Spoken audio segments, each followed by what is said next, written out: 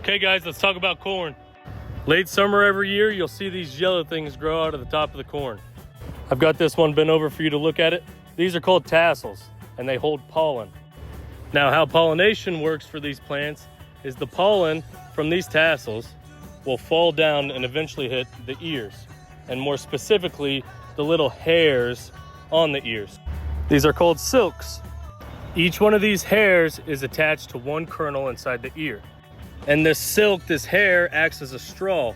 As that pollen drops down from the tassel, it gets inside this straw and pollinates a kernel.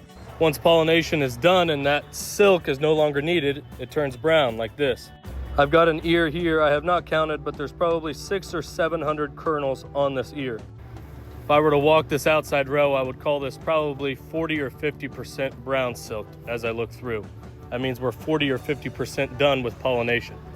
And if you've ever driven by a field that looks really goofy because the top's cut off of 4 out of 5 rows, the one row that's left standing is full height, that's called seed corn. They're creating hybrids. They're cross-pollinating between two different kinds of corn. The tassel will pollinate the rows that don't have tassels, and then they'll go through and stomp down the row that they use the tassel from. So you've got male and female part. That would be silks, and that would be tassels. They'll use the top from one, then cut it down to make sure that the silks or the ears are no longer present. That's cross-pollination, and that is your educational lesson today on corn pollination.